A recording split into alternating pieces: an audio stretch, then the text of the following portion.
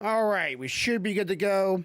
I'm sorry for those who might have saw the other link that I already had set up to get it going, but it does not seem to work. YouTube, fix your stuff, please. I don't know what that's asked for. Okay, welcome to Bearthought Podcast. We just use every Broken oh no SSSS. we do Friday. every Friday at 5 o'clock Central PST time. For those who are here, thank you for being here. As you may or may not notice, I do have TTS on right now, so I'll be able to hear your thoughts and you'll be able to get into the conversation. You say something inappropriate, though, I will ban you real quick. So don't test me, don't find out. Anyways, as always, we have the illustrious Corvo Ninja. What's up? And the disembodied self FJ. There she is. She's sending me a picture of a very, very cute doggy. I hope it's very soon. I want to see it. I'm trying to find it. Take your time. All right, so this week we got a couple conversation pieces, a couple thoughts on the things. But I do want to jump in a few things. Did you get the chance to check out that book and listen to some of the music from the game? I did. What'd you think of it? I love the music. I loved it a lot, and the art was fantastic. Yes. Was it? Oh my god! Is this something? Okay, let me see something here. I think somebody's messing with something else. Party like a Matharwin. I think it's them. Is that you, TT? Not TTS. Party like Kick. a Matharwin. Yeah, it might be Kick. All right, give me a moment here. I gotta turn them off. All right, so we were talking about that last week, and we were talking about like the music program that we will be able to probably do it ourselves. And Lord Pestilence brought up a name of the possible program that they're using. Lord Pestilence, can you tell me what it was again? Like fruit something? I wanted to ask you if that was maybe it, because you were talking about maybe like making your own music or so or not to possibly use that as a way of making our own music without getting copyrighted off from it. And I was looking at it. It looked pretty interesting, but I don't know if I'm not musically inclined. I know you are a lot more musically inclined since you majored in it. Yep. So I don't really know, and I would definitely be interested if we could maybe do that someday and like make our own little intro music. That would be pretty cool to make our own intro music for maybe the podcast. If I can get my hands on the right program, Mm-hmm. because I got real good with that specific program. Yeah. It wouldn't take much. We would just have to sit down and figure out what kind of overall sound we were going for, and just plug it in and make it work. Like I said, I had a cousin that was doing that shit. That was he would spend entire nights sitting up and do 15 songs in a night. That was just music. There would be no lyrics, and then come back later if he wanted to put lyrics and lay down the lyrics by recording them as the music played. Yeah. And it was fun. It was a fun time. So was it very intuitive, or was it? It was very intuitive because if you look at music as an overall, Mm-hmm. so the program basically had different sounds for percussion and different speeds and variations of those sounds, and you literally just picked and chose where to put what for like your percussion sound, and then you picked and chose what you wanted for your bass line, and picked and chose what you wanted for your rhythm or lead, or hell, some of it wasn't even what we would call classical style music off of an instrument. Some of it was synthetic synth sounds, so you could write techno music with it. That sounds pretty cool. It was like I said, it was a fun time. I would definitely would have been more interested in trying that out if I could ever get my hands on it. But then again, I remember when I was younger, this was back when like computers were a big old block screen and a computer was loud, dial up, you know, that kind of things. And they had like this choice of sound melodies. It was like maybe like 20, maybe 30 sound melodies. And you would put it on this bar and you have like different layers of bar, and you kind of like you were describing last week, you just kind of put on a bar, you can see the lines of music, and the tones are all that you really go off of. Like, I didn't know like, musical scoring. You can read a piece of paper, you can see the tones on it. I didn't know none of that stuff. So the only way I could really make music was just by the way the sound went. Oh, I like that sound. I'll put it here. And then that was Right. it. That's the only way I could really make music, because I could not read music. And that's kind of how this program worked. It didn't have, I mean, you could hear like the increase, like let's say for a drum, you got 1, 2, 3, 4, or you could hear 1 and 2 and 3. And you could hear the tot tot tot tot or tot tot tot. It's just Mhm. it wasn't written out in staff, which I can read. Yes. It was just the sound. So you're working off of what you heard. So this rhythm on the snare sounded good with this rhythm on the bass drum and this rhythm on the tom toms, and you just organized the sounds the way it sounded good to you, Mm-hmm. and then you went on to whatever was next. Your highs, your lows, your mids, whatever, and that's all you had to do. It wasn't overly complicated. Someone didn't have to be able to read music to make music.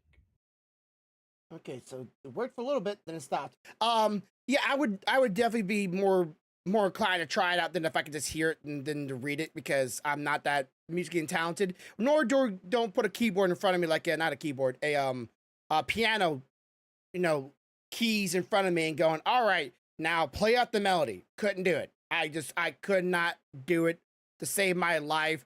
But I can hear bings and bangs and dings and dangs. I can put that stuff together and make something out of it. Would it be very good rhythmed? I would think I'd have rhythm, but doesn't mean I can match the beat. I think that's pretty cool. But okay, I just wanted to talk about that real fast, because I know we kind of jumped off that topic real fast last week, and I wanted to get back on it real fast to tie up that corner. All right, so let's jump into the topic I know you'd be interested. Have you seen a new trailer for the upcoming Godzilla movie, Godzilla Manic, or it released like a couple days ago, the new Godzilla movie coming out, where Godzilla is now pretty much out for blood against humanity. I'm gonna try to find the name of it myself. New Godzilla movie trailer. Godzilla minus? Yeah, minus. Sorry. Yeah, minus. This one looks like where he is out to kill humanity. Looks like this is not going to be on this situation where there's unknown. According to trailers, I could be wrong here. You might explain this to me. Why is Godzilla in these trailers just killing and stomping on humans and destroying buildings and destroying trains? It looks like he's just straight up like going after humanity. Yeah, usually for Godzilla to act in that way, there's some kind of external influence. So, because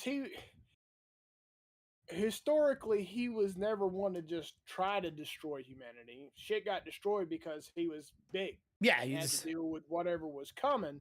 And historically, he reacted to some kind of external stimuli. Mm-hmm. I don't remember real clear if there was a point where there was a stimulus that caused him to seem as if he was randomly attacking humanity, but he was actually trying to go after the source. Mm-hmm. I can't remember all of that, but there's a possibility he's finally got fed up with the way everybody's treating the planet and says, fuck it, he's going to burn us all down. Or there's a possibility that there's some other influence, and what we see as an attack on humanity is him trying to get to the source of it. We don't.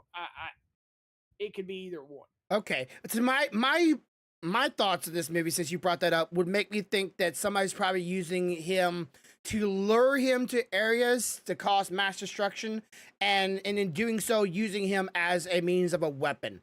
Like, And it's possible. like, hey, I don't like this nation. Let's lure him this area, make him like think whatever he wants to kill is here, and to start destroying whatever he can.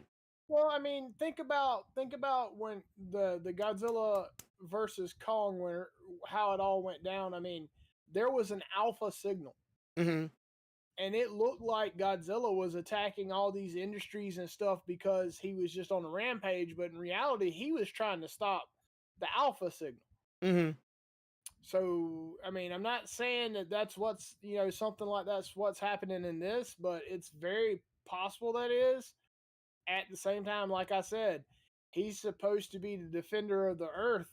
And if we're shitting on the Earth, I mean, wouldn't that make us the enemy? Yeah. I know a lot of people were going like, why don't they make the movie where it's Godzilla versus the other there's another like kind of Godzilla TV show movie where it's a turtle with like scythe arms. I know you probably seen it before. There's another. What's the name of the monsters? What's the name of Godzilla's race or whatever you call it? Oh, you're talking about the shit. You shouldn't. If you hadn't asked me, I had it. But I lost it now. Okay, well, Godzilla's race of everybody's a giant monster lord, whatever you want to call it. But it's another TV show that's kind of like Godzilla, and he's kind of like the savior of the world. And every time one of these big monsters show up, he normally comes out to protect the area or the planet. And he's a turtle with like 2 scythe arms. And everybody's like, why didn't I make a movie like him versus Godzilla? And I'm just wondering, like, are they trying to bring back these old school type of movies as a nostalgia bait, or are they actually trying to revitalize the industry of Godzilla? Is that who you're talking about? Yeah, Gamera? I think it's Gamera. Yeah, let me look it up. How you spell that? Gamera. Yes, Gamera. That one. I thought he was scythe arms, but I guess I was wrong.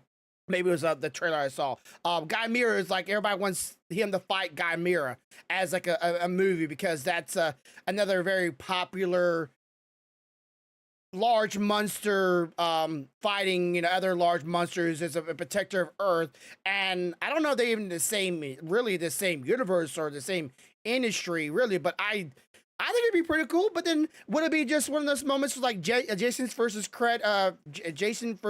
Freddy Krueger, Alien versus Predator, like that whole line of movies where they go, all right, let's just make a movie, have 2 people fight each other, I'll give her our output and thoughts who would win, and then there we go. There's a line of movies like simple clickbait. It's a giant monster cage match. That's what Godzilla has always been. Yeah, but then Godzilla takes a nap. Somebody else thinks they're the biggest, baddest on the block. They come step into his ring. He wakes up and goes, "Oh shit! Look, there's somebody else that wants to play." Beats their ass down, and then he goes back and takes a nap again. Yeah, you step into my territory. But I feel like I don't know. I'm hoping that they start bringing more interesting plots to the franchise that is Godzilla. Like the 90s movies of Godzilla where it was roaming the street of Chicago in a weird form of Godzilla, laying eggs, and then a spawn of Godzilla babies started running around. Like that movie that was a new twist on it, but it was not Godzilla. Everybody knew that movie was not Godzilla. But now it could be, I don't want it to fall in that line work, which is like, okay, let's just do a simple death battle. Let's have these 2 monsters, let them fight, and then that's our movie. Like, that's the plot. I don't mind stories that have a little bit of more substance to it, a little bit more backstory, more lore, maybe. I don't know. I think they needed to give Godzilla a voice. That way, right, he could be like an anime character. Right before he roars his lightning attack or whatever, he can go, lightning! Calls out his moves and then strikes a pose afterwards. Yeah, classic anime thing. I'm sorry. If everybody doesn't know the reference of that, he was playing Legend of Dragoon yesterday, and the characters were calling out their moves. I'm like, wow, this is such an anime video game. Because they're calling out moves after they do the attack, which I thought was already weird enough it is. Yeah, I'm like, what you call that beforehand? Nope, you're calling it afterwards. Ha! Sorry, volcano. That's something okay, call a small thing.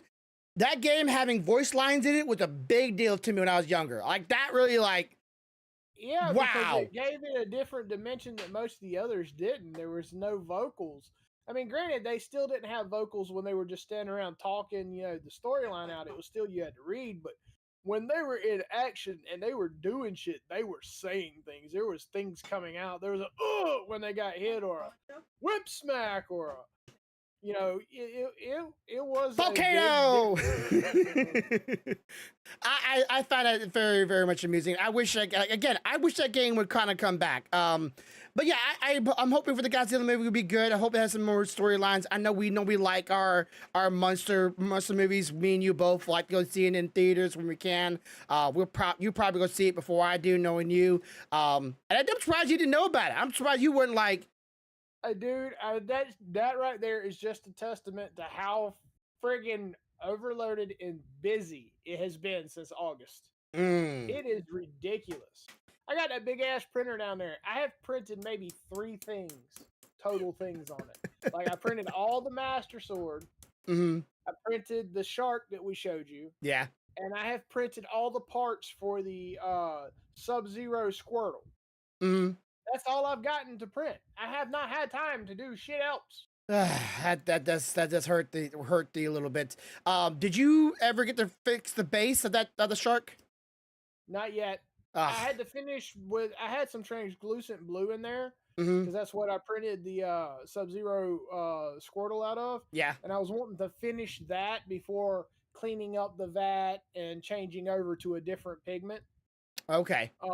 But now I'm done. I've finished that, so the plan is either tonight or tomorrow morning to clean the vat up and reprint the rock and probably something else. I don't know what else. I am searching right now for the item I want to print for myself on it. The sword wasn't enough. You want more? Well, the sword's not for me. Oh yeah. Okay. I want to print something for myself, but I can't make up my mind what I want to print. So, like, I have all those Genshin models. The problem is which one do I want to print? You know. And now I've been watching a shitload of like Black Clover, and I found a ton of Black Clover models, and I'm like, you know. My difficulty now that I have this big printer isn't that anything is too big to be printed. It's like, what do I want to print? Like, I can print anything. My brain is like on overload. Well, it's a good thing to have that problem. I think it's a good thing to have that problem. And of course, that one website just keeps on adding more models to it, so it makes it hard. Let me tell you about this while we're on the subject of printers. So I took our youngest to his dental appointment for his cleaning yesterday. I didn't even get out of the dentist office, and people were trying to commission me to print prints for them for money. So I literally, somewhere around here, have a paper that has these 2 ladies wanted stuff written down on it. So yeah, but I told them, I was like, y'all gonna wait until I get something for myself done? I'm sorry. I just don't know what I want. I have no idea. We are 2 big kids in a candy shop of if not hundreds, thousands of 3D models that we all like to print. I done told myself, if I ever got rich and had a lot of money, I'm gonna pay someone else to start printing all the models I've been wanting to print and have got time to do it. It's like, this is print it for me, fix all the problems, and then give it back to me, and I'll ooh and ah at it. So I want to print so much. I just been so busy and preoccupied with stuff. So yeah, okay. Let's get back to the Legend of Dragoons, and we were kind of talking about this yesterday during your stream. What would the Legend of Dragoon be like in the year 2023 in a remastered RPG live action would be like? And I think if they took any cues from anything, it would be the remake of Final Fantasy VII. If they took that art style and redid that game, it would be, in my personal opinion, a phenomenal hit. I sent you the closest I could find. Okay. They took the post down. Aww. It looks similar to that, puppers. Oh, that's so cute. Oh God. Okay. Wow. That's it's so fluffy. Anyways, so I was thinking about this and the fact that as so many people on my stream has been noticing lately, I've been on the kick of Sea of Stars heavy, and almost everybody in the community has been playing it now. Anime's playing it, Big Fast playing it, Lord Pesla's playing it. I think a couple. I played Sea of Stars a long time ago. So a lot of people are really getting into this game, and I'm finding myself more and more of wanting this art style of 16-bit to come back into fashion. And you know, people say graphics don't mean anything to a video game, and I think that's true. But at what point does the graphics have a play in it? At what point does a style of graphics come into play of it? And I think 16-bit is a style. It's not a heavily graphic. And when we were kids, this was the highest, output of graphics you could have a video game. It's 16-bit. This is mind-boggling. But nowadays, we're dealing with Unreal Engine 5 that's almost putting graphics in video games that you almost can't tell it from reality. So, Yep. at what point does we have the diminishing return, right? Is it a graphical thing or stylized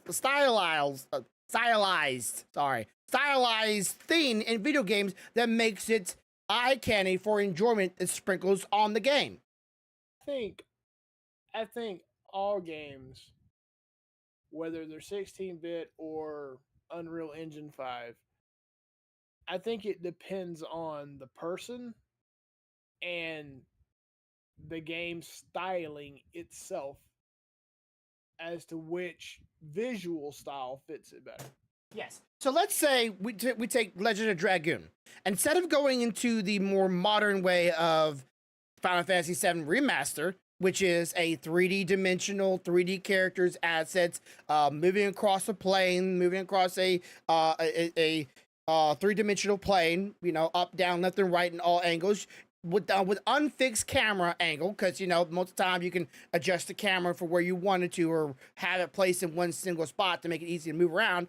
What if Legend of Dragoon was made in the live action RPG style video game of modern days, but move into more of a stylized 16-bit video game? Would that be as appealing as the graphical input that Final Fantasy VII Remastered gave to modern day audiences? I feel like, and this is my personal opinion, feel free to disagree, but Mhm. I feel like games like Final Fantasy VII, Legend of the Dragoon, even Zelda, you've seen it with Breath of the Wild, I think they are more suited to the new visuals and the new styling and way of moving your characters Mm-hmm. than they were with their originals. That being said, there are still games that fit that style more. So, like for example, take a simple game like Mario. Yeah. Okay. I think Mario was meant more in its original format than it was for the 3D world, moving around, open world, because they did make some open world Marios recently. Yeah. I don't feel like that fits Mario to me. You understand? Mm-hmm. I feel like like I said, this is my personal opinion. I feel like Mario is left to right, side scroller, jump and bust the bricks and land on something's head. That's Mario. Yeah. I think when they took it out of that and turned it into more of an open world situation, I think it becomes difficult to tell that story as Mario. Because that story was tailored for that style of game. One direction, this is your goal, this is the way you go, this is what you do.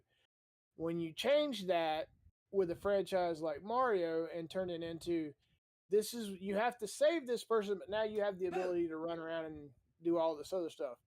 Well, even the original Zeldas were written to be where you can run around and do other stuff besides doing the dungeons or castles and stuff. It was always meant to be open. Yeah. It was written that way from the beginning. Final Fantasy, once you got out of Midgar in Final Fantasy VII, you could go anywhere on that map you wanted to. You didn't have to follow a linear storyline. So that's why they went more new style when they remade it more open and stuff because it fit. I think the story like style Darwin. needs to fit the art style, if you understand what I'm saying. Yeah. So maybe like since the games back then were so limited on what they can do back then, that since nowadays we have more availability in what we can do video games, the style of the games they wanted to make back then are more represented better in modern day gameplay. Here, I'll ask you the question now, and I'll put it in the terms of a game that you're familiar with. Mm-hmm. Okay, look at Halo. Yeah. Halo has been open world, Party fight like your a mobs. Darwin. You got these things you can do forever, right? Yes. Now imagine if you took Halo, turned it into 16-bit, and made it a side scroller. Would it feel the same to you? No, it couldn't feel the same ever again. Really, even if they made it a great game, it wouldn't feel like the same game that I originally Let's played. get it. Right, because the art style doesn't fit the story. Mm-hmm. You know, so I think for now, in this current time, for games to be successful, the art style has to fit the story style.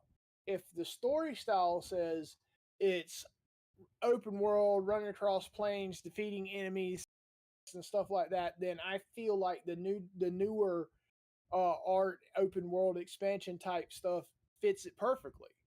But if it's this is your goal, this is where you start, and you go here to end it, I feel like side scrolling 16-bit fits it. You know, Mm-hmm. I feel like there are specific art styles that are meant to complement specific story styles. Yeah. Okay. I can see that. I'm just was thinking like, why is like so many game developers nowadays are so fixated on the sprinkles on, let's say, an ice cream, or in this case, graphics on a video game. We're just like, Right. so we're almost at that point where like everybody was making 16-bit video games, right? But that was a static limitation. They couldn't Yeah. make better games. But then we got the 3D games, and like, okay, that's their limitation. And then, but they still were some people making some of the old school looking video games. And then as graphics developed, they started going, well, let's always be on the top leading edge of what video games could be and ignore all the other things that made video games so appealing. Story, gameplay, and how you presented the story. But now it's just look at the graphics that this game is presenting to you and how beautiful it looks, but ignoring everything else into almost it comes to like a jumble mess of flashing VFX and colors and moving and hair follicles and all these slow motion scenes, seeing things moving that you normally wouldn't see in an average day game. It's like, okay, that's pretty for a movie. I want to play a video game. Okay, so it's like Bayonetta. Mm-hmm. Bayonetta would not work in any other art form than what it's in. Yes. Try doing side scroller with Bayonetta. Would you be as impressed with Witch Time if it was side scrolling? You know, okay, like when you say side scroller, we mean like the Mario side scroller, which was like Yeah. two plane jumping up and down. No, Left or right? but if it was like the RPG of a let's say Sea of Stars, if it was in that style, I could do it. Right? It's not that hard to believe that. But see, that's my point though. The art Party style like a there still Darwin. lends itself to the story style. It's still Yes. you can move around in open spaces. My point is that there are certain styles that doesn't work with certain types of story and gameplay. Mhm. Like there's no way I could ever say I would play Genshin as a side scroll. Nah, No side way in scroller be hell. weird. You just couldn't do it.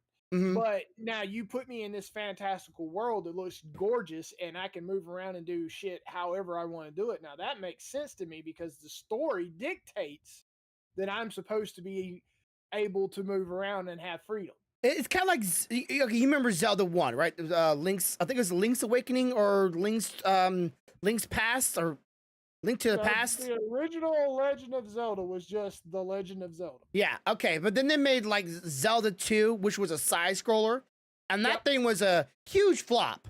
It was fun to play, but it wasn't as fun as the first one. Yes. So Because the first one was written in mind that Link was supposed to be traveling all over the world and figuring this shit out, and he had the freedom, even Mhm. though it was still in that bit style, he still had the freedom. Yes. Which is why it also works good in Breath of the Wild and Tears of the Kingdom, because again, he has that freedom.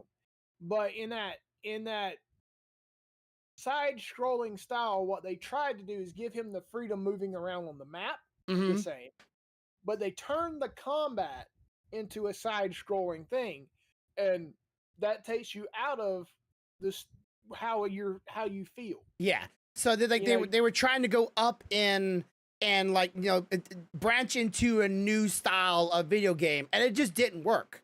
Like it No. just that was the new style of game. Like went from this open world, essentially open world, open playing area to this now side scroller like Mario trying to hit that audience, and it was just like you I didn't need mean, to. You didn't need to. You could.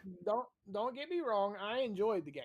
I Mhm. own it, but it still didn't feel as good as any other Legend of Zelda that came out. Yes, did not. I mean, could you? I would never play Ocarina of Time as a side scroller. That would piss me off. You know, Yeah, I would definitely be right there with you. And I think it's great. Again, I've said this in the stream. I think it's great that some developers are still dabbling in the 16-bit art style.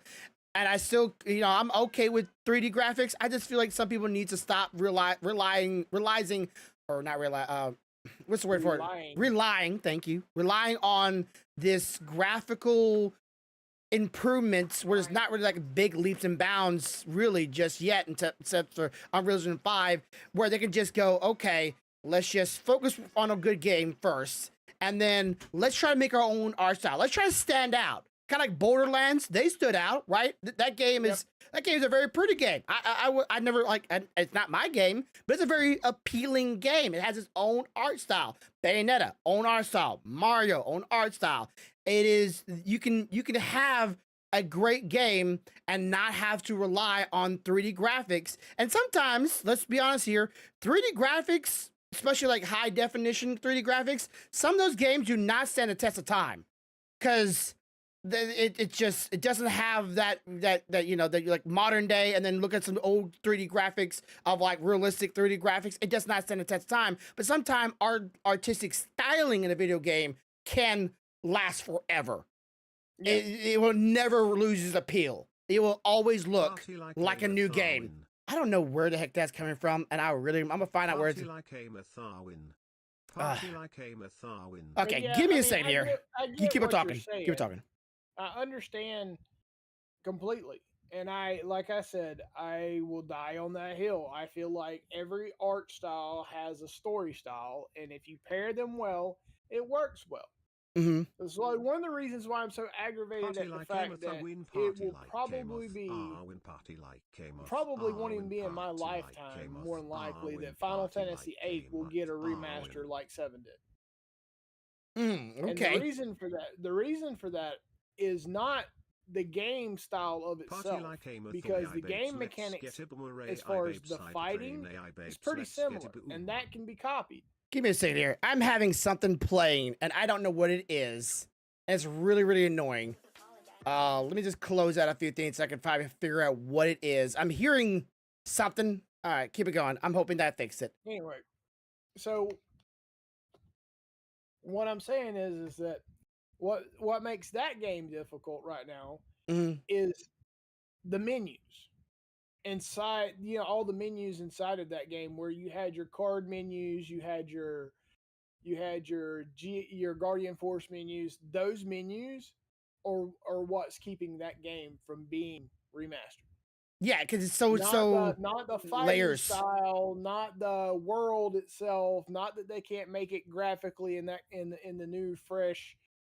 It's they don't know how to incorporate all those menu choices into the same kind of a system that they did for 7, because 7 was kind of basic. You had your equipment, you had your summons, materia, some serious and summons. you had your items and your weapons. That's pretty much it. Yeah. Okay.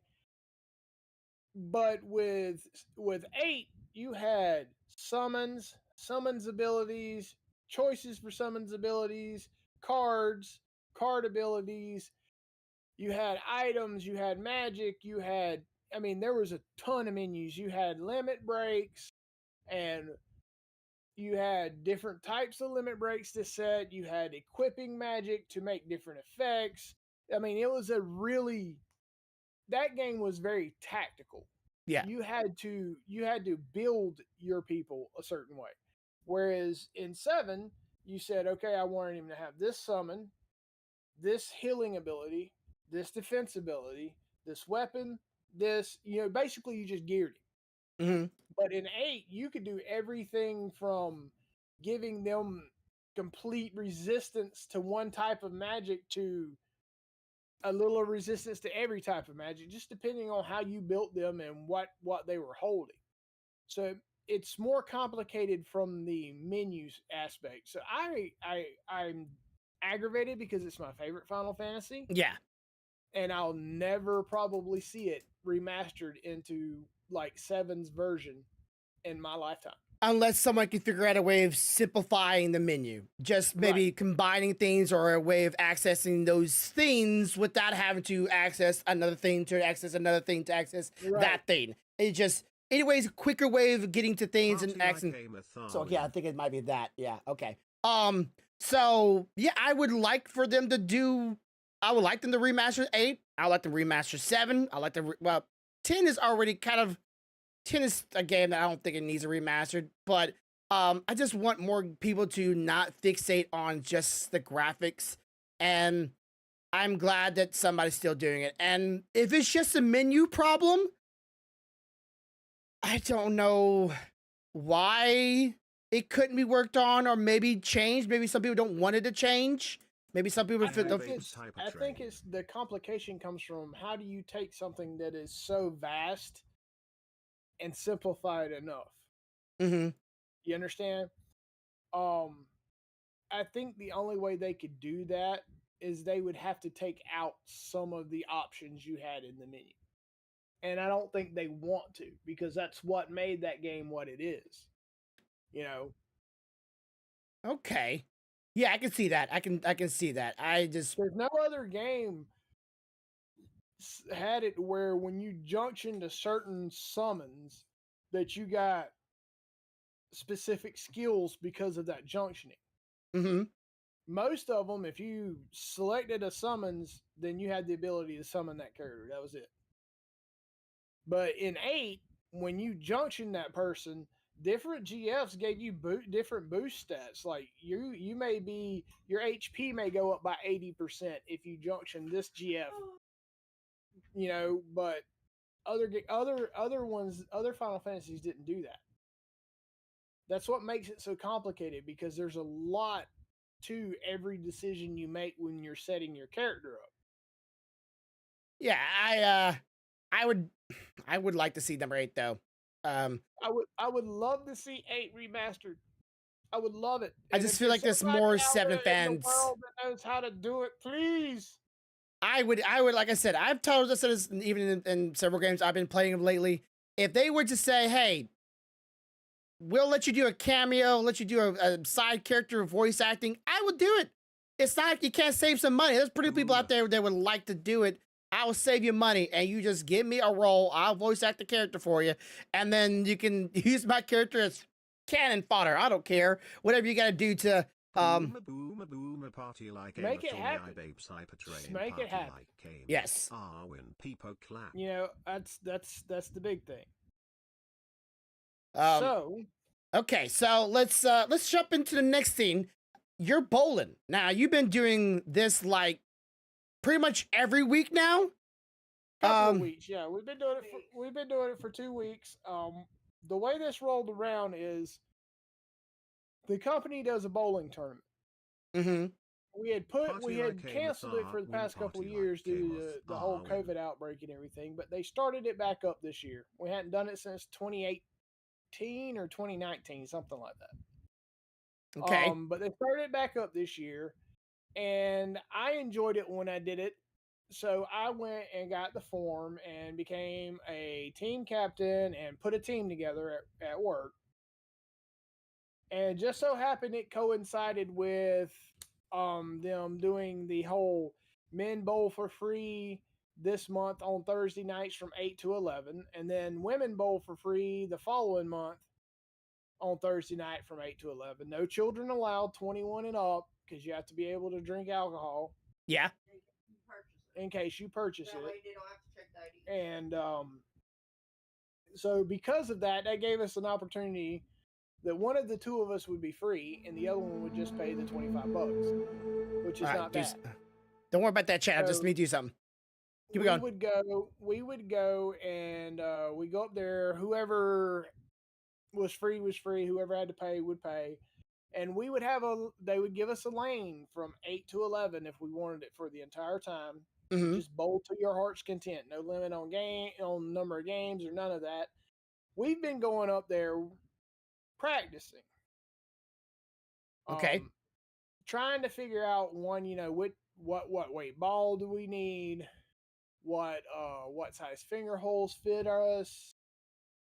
How's the best way for one of her to throw her ball versus me throwing my ball? Trying to work out some of the mechanics because we literally have not bowled since the last bowling tournament. Mm-hmm. And it's been pretty fun. We usually get us an alcoholic beverage while we're there. A pitcher of alcoholic beverage. Wow. I think the first time we went, we got a pitcher of tequila sunrise, and the second time we went, we got a pitcher of what? Blue Lagoon. Okay. And we bowl and we check our scores and see if we're getting better or worse, and try to critique each other on, hey, you let your wrist turn, or hey, you didn't release, try a heavier ball, try a lighter ball. I think we finally got it narrowed down that I work pretty good with a 12-pound ball with large finger holes. Yeah. For me, and I think Stealthy would do good with a 12-pound ball too, but unfortunately, the alley has no 12-pound balls that have medium finger holes. They're all large or up. Yeah, they're usually very very seldomly picked and become bowling balls when you go into the bowling lanes. So right now she is throwing an 11-pound ball with medium holes, and she's doing okay. She's still working on some occasional wrist turning or release issues, but she's getting there. She's making improvement, and that's the whole purpose. We've been using it kind of as a date night / critique your bowling before we have the tournament in October. Okay. And I'm assuming y'all are getting plenty accustomed to whatever y'all's balls are, getting used to how the lanes are waxed and so on. Yeah, trying to. So who has the highest score so far? I think that would be me. Okay. She's checking. I would say on average, how many strikes can you think you can get per one score or one game? I usually average at least one, but there's been a couple of times I've done 2 or more. 2 or more? in a Okay. game. That's pretty good. That's pretty good. What about spares? You think you can pick up most of the spares or I pick some of up them most spares? of my spares unless they're splits, Mm-hmm. because splits are a pain in the ass. Because if you don't kiss them just right, it won't kick over. No. I don't have the one where we got the highest scores, and those are the ones that I beat you on. Yeah. Which was the one, I know one of us got 135, and the other one got like 137. 135, Yeah, 137? Okay. Not bad. That's not bad. That's not bad for trying to work out the That mechanics. That was before this week. Yeah. But we were still sorting it out. Yeah. So we're doing all right. I think we're gonna be okay. We have rollover and the captain and Mr. IFS guy and Stealthy. You know them by the job from which they do, right? Yep. Okay. Well, just try not to. So the captain is the one that takes us out for scalloping. The Ah. IFS guy is the young dude that Young Turk. really doesn't hang out a whole lot with people. Rollover. Yeah.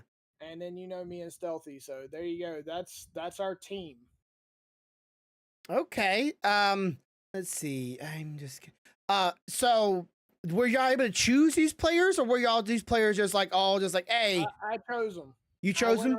I went around and asked them, and they agreed that I chose them. They agreed, and the name will be Misfits, basically, because we're from all over the company. Okay. As long as you know they're a pleasure and fun to be around. Yep. So has any of them got any around at least like 175, 178? Any of them? I don't know about them. I know. Also on what is allowed. I don't know about them because it's been primarily me and Stealthy when we go. Mm-hmm. I do know that when I bowled regularly, I could stay around 173. 173. Okay. I got a ways to go to get back to that, but 135 isn't bad for trying to sort things out. Yeah. I'm hoping by the time the tournament rolls around, honestly, if you can bowl 150 with an alley ball and alley shoes, you're doing pretty good. Yeah. I would definitely say that's the case. Usually, to get above that, you kind of need your personalized ball that isn't all chipped up and marred up, and most of them are, and some shoes that hadn't been, slid halfway down the alley when people release late or something. Yeah, I like it's definitely one of those things that I've said in the past. You got to learn your lane. You got to learn how it works and how the ball will react to it. But bowling balls and bowling alleys that are provided to you are normally chipped and marred to hell and back. We used to have a bowling alley that actually had your own ball cleaner, but most people didn't use it. I liked using it every once in a while, but I hate it when it was like brand new wax because I couldn't get the same spin on it. But yeah, my average when I was bowling on average, it was around 178 to 175 on average. On a good day, I could get maybe 210, and I was feeling pretty good those days, 210, 220 at best, and I enjoyed it. I definitely enjoyed it, but it is one of those things that you don't really need your own bowling ball to get good at it. So you can get it just as good as anybody else, but it definitely helps if you have your own bowling balls, your own shoes, and bowl there often. I think it's pretty cool to have men's night there. I would still love to do that. So how many more leagues or people are y'all going against, or is it just? I know that there's at least 2 other teams, but I would estimate there's probably going to be about 6 to 8 teams in this thing in total. 6, 8 teams? Okay. And I'm sure they're all people from your work, right? None of them are outside and unknowns. Now, this is the company has rented the alley for the duration of this tournament. Mm-hmm. So nobody be in there but us. And they will set us up on our lanes, and we'll go to chunking balls down the lane, and whoever comes out on top comes out on top. Whoever doesn't. I just want to have fun. We picked out our shirt colors. It's going to be teal and dark purple. Okay. So that'll be nice. We'll get us a free shirt, and I don't remember what you get for your prizes when you do the tournament, like what you win. But I feel like the top team got a bunch of gift cards, is what they got, and then the next team got something. I think it was like some cards to go get some food. And then the third team got some like little hand me out things. Mm-hmm. That's how I remember it, but I'm not 100% sure because, like I said, it was like 2018, 2019 the last time we done it. Well, no, the gift cards were for anybody that got a strike with the first pin. It was the colors. It was blue and red. That's right. If you get a strike, when the pin set that sat down had a colored pin as the number 1 pin, yeah, you got a gift card. Oh, that's cool. So it's a bit of a self challenge or so. We did, and that's right. They also did 9 pin, not 10 pin. Oh well. Okay. So maybe a little bit of a, I would say it's still a challenge because sometimes pins can knock into other pins, and if you're missing a pin, it could mess up how the pins fall, and then how they will domino effect all of them down if you're not hitting it right. Okay. I think they did 9-pin because there's a large amount of people that are doing the tournament that don't really bowl. They're just there to have fun, and they were trying to make it fair. Yeah. Which is fine by me because if they give me 9-pin, I'm gonna do probably 6 or 7 strikes a game. Because if I don't get a strike, it's usually only 1 pin. Yeah. Usually 1 or 2. It's always usually the furthest ones out. It doesn't really always equate to that, but it's usually that. For some reason, for us, it's the one center one all the way to back. Okay. For anybody out there who's ever interested in trying out bowling, let me just give you a pointer here. If you want to take it, you can leave it or not. The usual pocket is usually if you're right-handed, you see the first pin and you see the second pin to the right of it. It's, right there between those pins. That's a good area. But if you can get a sweep on the first pin and sweep in front of it and touch it and all the remaining pins on the left side, that's a good way to get that one. And for the left-handers, it's exact opposites. First pin, second pin on the left side, that's a pocket, or the sweep from a front pin all the way to the right. You can get that sweep, you can hit the whole lane. One thing people make a big mistake about: do not try to take the first pin on head on. Nope. That will leave you with a split 99% of the time, and you will be pissed with yourself. Yep, you want to hit a pocket, no matter if you sweep or you do a straight down. You want to hit those pockets. You want to hit those mid areas, not on. Then again, I still remember this when I was younger. I wouldn't really say on a date. Just these two girls were close friends of mine. One of them found out later on she very much liked me. I didn't know it. She took me out bowling, and I was just joking around. I went down the lane. I turned around last second, threw between my legs, just a joke. I wasn't taking it serious. I ended up in a strike, and to this day, I'm like, this was meant to be. I'm meant to bowl. It's like I felt so good, and I still remember this to this day. I still have some of the memorabilia. That's one of the few people that called me Grandpa Bear when I was a kid, or not a kid, in high school. She knew I was called that a lot, so she gave me a whole postcard or a big old birthday card. Did not know she liked me. You were clueless, weren't you? I was definitely a clueless guy. Definitely a clueless guy when I was younger. Yeah, you weren't the only one. I was clueless. Who liked me, who didn't? I just hey, people to talk to. All right, so let's see where we at. We got a few more minutes, but is there anything that's you? Oh wait, the chicken, the flying chicken, the assless chicken. So let me tell you the chicken story. So Stealthy was talking with her mother and sister on the phone yesterday. Okay. And suddenly I hear hysterical laughter, and I'm trying just no, we're gonna do the story about the chicken. With what caused the story. No, I ain't worried about that. I'm just worried about the story with the chicken.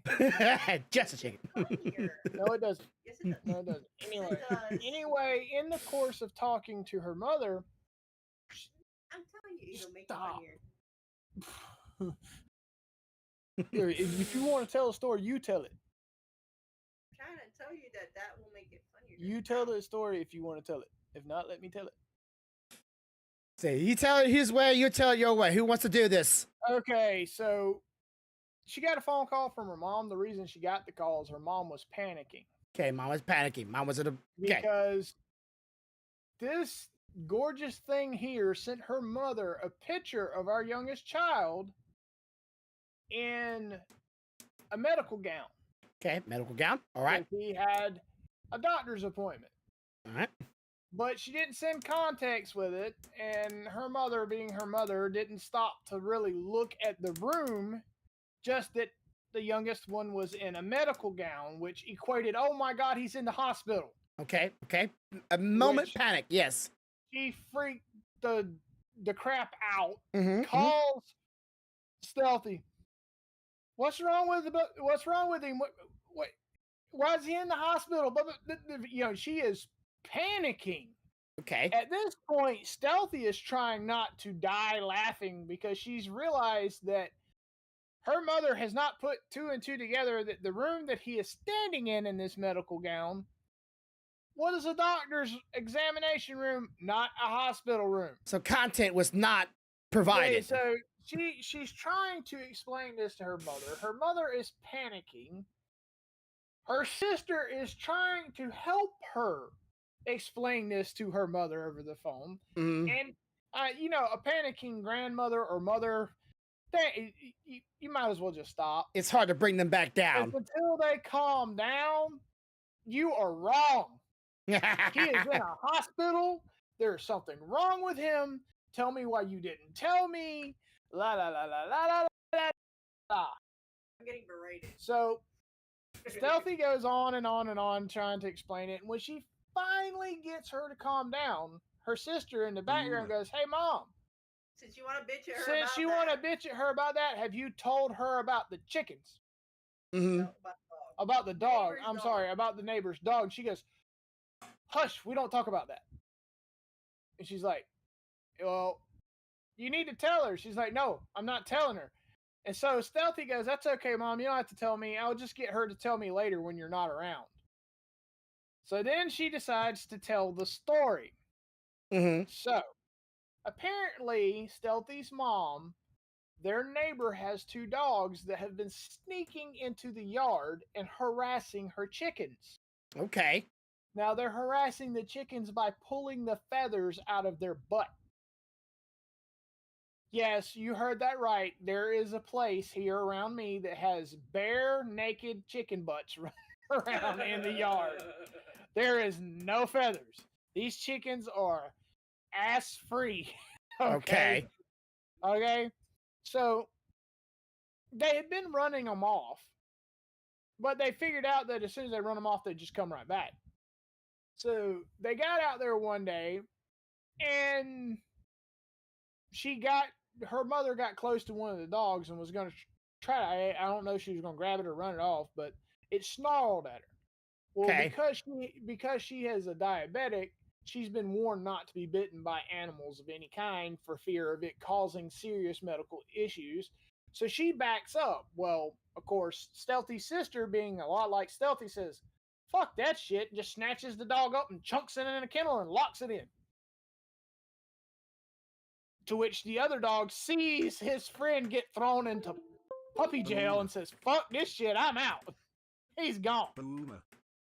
Well, Party they like a leave the puppy Matharin. in the kennel, and Boomer. they're intending to release the puppy back out the next day. So they feed it, they water it, all that good stuff, and they go off to bed. Okay. Well, Chickens still have some feathers on their butts at this point. The, Let me go ahead and the concede chickens on that. do still have a few feathers at this point. Mhm. However, during the night, her mother hears the puppy whining and assumes it's because it's in puppy jail and it'll be all right. I'll let him out tomorrow. Okay. When the neighbor calls for it. When the neighbor calls, Boomer. well, Boomer. nope, I'm Boomer. streaming. Boomer. You can wait. So I'll get it. People So, clap babes hypertrain. she gets up the next morning and goes outside and realizes the chickens have no feathers on their booties now. Okay. None. Goes to the kennel where the dog is and realizes we now have a slight problem. Hey babes We don't know if hypertrain. the other dog come back and did this or if the chickens did this, but Or now their dog. that's what I said, the other dog. No, the neighbor's dog, they have a dog. They're not sure their dog did it either. Anyway, the dog has no fur on its ears anymore. Okay. Emoji glass It AI has babes been let's get skint it. overnight. AI babes hypertrain. Do you understand? Now you have bare naked chickens running around the yard and a bare furred ear dog. The fur has been plucked. It is gone. So we don't know if the chickens did it, a dog did it, whatever. But at this point, she's like, "Oh my God, what am I going to do? If they call this dog and I let it go back, I'm going to have to explain that I put the dog in the kennel overnight. It was harassing the chickens. The fur got eat off. I don't know what to do. I've got to make some kind of effort to try to be nice and explain the situation. Stealthy's sister says, just let it go. Now. She says, we can't do that without an explanation. And before she could get through saying it, she's done opened the kennel and the dog's gone. Oh, nice. The dog's hauling ass. And at this point, Stealthy's mom's like, I am mortified. I do not know what the hell is going on. So the next day, she sees the neighbor's wife. And she's preparing to walk up and talk to this lady. And the lady was standing there, and she starts telling her, she says, look, I need to tell you something. Your dogs have been coming over in the yard harassing my chickens. Yeah. Plucking the feathers out of their butts. My chickens have no feathers on their butts anymore. Mm-hmm. And the lady goes, oh, I'm so sorry. I didn't know that was happening. You know, is there anything we need to do to make it up to you or whatever? And she's like, you can even shoot them with a little BB gun in the butt if you need to, you know, run them off of your place or blah, blah, blah. And then her mom goes to explaining, well, just so you know, I did catch him the other night and put him in a kennel overnight. He was fed and watered. He wasn't mistreated. We were going to release him the next morning. You know, he had no fur on his ears when I got off. I would have led with that. And she goes, oh, that's what that was about. Yeah, my husband was really ill the other day when he come back, and was fussing about something that happened to him or something. And she's like, but you know what? If he's harassing your chickens, just shoot him in the butt with a BB gun. Let him off. You know, and it all worked out. But the funny thing about it is when you think about it, now you have one house that has featherless bottom chickens, and one house that has a dog with no fur on its ears. Fast. Now, I don't know about you, but if I pull up to any farm and the chickens have no feathers on their ass and the dog has no fur on his ears, I know I'm at the wrong farm. Okay? Something bad has happened here. I don't want to be there. Uh-huh. And I just can't imagine. Can you imagine a naked chicken ass running around in your yard? Like you look out and there's like feathers everywhere but on its ass. Emoji glass. Yeah, brings a whole new meaning to the naked chicken taco or bare naked chicken taco or whatever the hell it was. But yes, her mother has bare ass chickens. There ain't even no feathers to clean the eggs wanting to fall out. Yeah, let's say it's a clear passage right through. All right, well. Okay, so chickens are okay. Am I mistaken here? Are the chickens pulling the feathers from their ass, or a human parent pulling the feathers from their ass, or is it dog? The dog. Okay. And so when the dog got released the next morning, something had pulled the fur from his fucking ears. Okay, so they got the revenge. That's what pretty much happened here. The chicken got the revenge. I personally think those chickens realized his ass couldn't go nowhere, and pecked the fur off of his fucking ears. Yeah, I can see that. I can entirely see that. And I hope the dog maybe learns his lesson. I've never seen a dog pull just feathers from a chicken. I've seen dogs just maul chickens, but not from the, like, it must have been very tasty feathers. Or he wanted the eggs. I don't think the dogs were fast enough to actually catch them. Yeah. They were just fast enough to nip at their ass, and it was pulling the feathers out. However, the dog didn't have the luxury as the chickens and be able to run free. His ass was locked in a kennel, so I think those chickens ganged up on his ass like a bunch of thugs and took all his fur off of his fucking ears.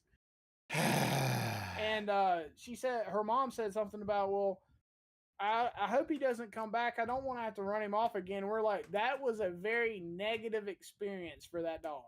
If he comes back, that dog will be braver than any dog I've ever known, because if I got all the fucking hair pecked off of my head for pulling some feathers out of somebody's ass, yeah, I wouldn't be fucking with them no more. Yeah, I mean, that you know what? Now I realize that explains a lot about your head, dude. Stop fucking with those chickens. If I could, I would. Fuck those chickens. I want the eggs. Anyways.